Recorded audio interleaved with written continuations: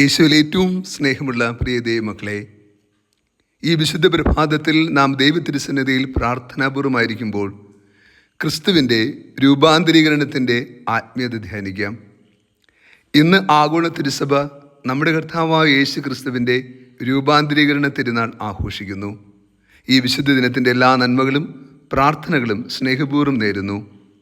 യേശു പത്രോസ്, യാക്കോബ്, യോഹന്നാൻ എന്നിവരെ മാത്രം കൂട്ടിക്കൊണ്ട് പ്രാർത്ഥിക്കുവാൻ വേണ്ടി മലമുകളിലേക്ക് പോയി. പ്രാർത്ഥിച്ചുകൊണ്ടിരിക്കുമ്പോൾ അവൻ്റെ മുഖഭാവം മാറി, വസ്ത്രം വെണ്മയോട് ശോഭിച്ചു. അപ്പോൾ രണ്ടുപേർ യേശുവിനോട് സംസാരിച്ചു, ഏലിയായും മോസസും. അവർ മഹത്വത്തോടുകൂടി കാണപ്പെട്ടു എന്നാണ് സുവിശേഷം എഴുതിയിരിക്കുക. ക്രിസ്തുവിൻ്റെ സന്നിധിയിൽ ദൈവത്തിൻ്റെ രൂപത്തിലും ഭാവത്തിലും നാം ദർശിക്കുന്നതെല്ലാം മഹത്വപൂർണമായ അനുഭവമാണ്. അടുത്തു തന്നെ ജെറൂസലേമിൽ സംഭവിക്കാൻ പോകുന്ന കാര്യങ്ങളെക്കുറിച്ചാണ് സംസാരിച്ചത്. ഓർക്കുക, ക്രിസ്തുവിൻ്റെ എല്ലാ സന്തോഷവേളകളിലും ഒരു കണ്ണുനീരിൻ്റെ, ഒരു ത്യാഗത്തിൻ്റെ, ഒരു കാൽവരിയുടെ അനുഭവമുണ്ട്. കാലിത്തൊഴുത്ത് മുതൽ നമ്മളത് കാണുന്നുണ്ട്. ക്രിസ്തുവിൻ്റെ ജീവിതയാത്രയിലെല്ലാം കാൽവരിയായിരുന്നു അവസാനത്തെ ഇടം.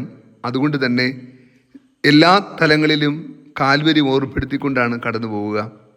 രൂപാന്തരീകരണ അനുഭവം ഭൂമിയിലെ ഏറ്റവും വലിയ ആനന്ദത്തിൻ്റെ അനുഭവമാണ്. ആ അനുഭവത്തിനിടയിലും സംസാരിക്കപ്പെടുന്ന വിഷയം എന്തെന്നോ ക്രിസ്തു കടന്നു പോകാനിരിക്കുന്ന പീഡാനുഭവത്തെക്കുറിച്ച് തന്നെയായിരുന്നു.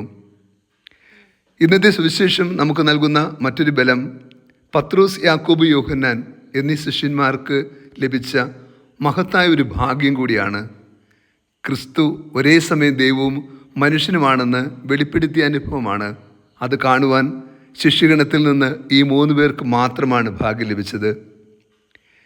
ദൈവത്തിൻ്റെ രൂപത്തിലും ഭാവത്തിലും ദൈവത്തെ ദർശിക്കുവാൻ കഴിയുന്ന അസുലഭമായ അനുഭവമാണത്. അത് നമുക്ക് ലഭ്യമാവുക പ്രാർത്ഥനയിലൂടെയാണ്. നമ്മുടെ വ്യക്തിജീവിതത്തിലും രൂപമാറ്റം സംഭവിക്കേണ്ടത് പ്രാർത്ഥനയിലൂടെയാണ്. നാം എത്രമാത്രം പ്രാർത്ഥിക്കുന്നുവോ അത്രമാത്രം നമ്മളിലും രൂപഭാവങ്ങളുണ്ടാകും.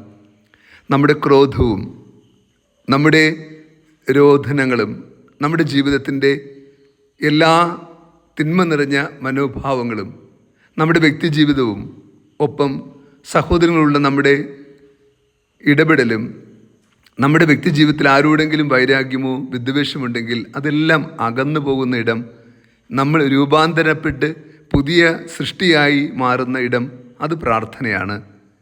ക്രിസ്തു അതിന് നൽകുന്ന ഒരു മാതൃകയും അടയാളം കൂടിയാണ് രൂപാന്തരീകരണ അനുഭവം. ഓരോ പ്രാർത്ഥിക്കുന്ന വ്യക്തിയും രൂപമാറ്റം സംഭവിക്കണം.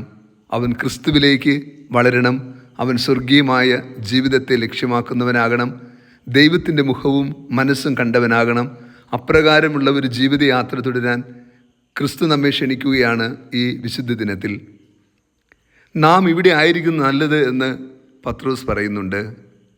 ഞങ്ങൾ 3 കൂടാരങ്ങൾ ഉണ്ടാക്കാം, ഒന്ന് അങ്ങേക്ക്, ഒന്ന് മോസസിന്, ഒന്ന് ഏലിയയ്ക്ക്. താൻ പറയുന്നത് എന്തെന്ന് പോലും അദ്ദേഹത്തിന് ബോധ്യമുണ്ടായില്ല. കാരണം അദ്ദേഹം ഭയപ്പെട്ടിരുന്നു എന്നാണ് എഴുതിയിരിക്കുക. അതേ പ്രിയരെ, നാം ക്രിസ്തുവിൻ്റെ സന്നിധിയിൽ ആയിരിക്കുന്നത് ഏറെ ആനന്ദദായകമായ അനുഭവമാണ്. എന്നാൽ ക്രിസ്തു രൂപാന്തരീകരണ അനുഭവത്തിനിടയിൽ പിതാവുമായി സ്നേഹ സംഭാഷണം നടത്തി പിതാവ് നൽകുന്ന സന്ദേശം ഉൾക്കൊണ്ടിട്ട് യേശു വീണ്ടും സമതലത്തിലേക്കാണ് വരിക.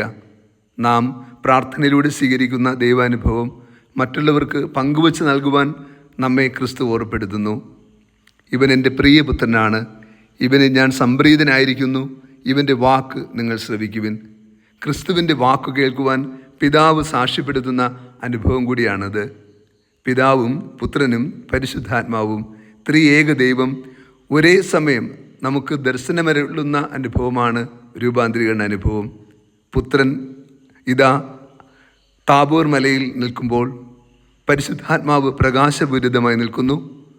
പിതാവായ ദൈവം വിളിച്ചു പറയുന്നു, ഇവൻ എൻ്റെ പ്രിയപുത്രൻ. നമുക്ക് നൽകപ്പെട്ടിരിക്കുന്ന ഏറ്റവും ശ്രേഷ്ഠമായ പദവിയും ദൈവത്തിൻ്റെ വത്സല മക്കൾ എന്നതാണ്. ക്രിസ്തു ഓരോ ദിനവും നമ്മെ നോക്കിയും വിളിച്ചു പറയട്ടെ, ഇവൻ എൻ്റെ പ്രിയപുത്രനാണ്, ഇവളെൻ്റെ പ്രിയപുത്രിയാണ്.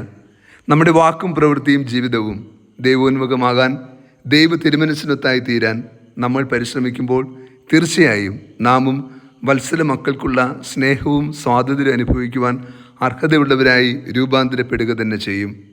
നമ്മുടെ വ്യക്തി ജീവിതത്തിൽ ഒരു രൂപാന്തരീകരണ അനുഭവം ഉണ്ടാകുവാൻ ഈ ദിനം പ്രത്യേകമായി പ്രാർത്ഥിക്കാം. കർത്താവ് നിങ്ങളോടുകൂടെ. സർവശക്തനായ ദൈവം പിതാവും പുത്രനും പരിശുദ്ധാത്മാവും നമ്മെ സമൃദ്ധമായി അനുഗ്രഹിക്കട്ടെ. ആമേൻ.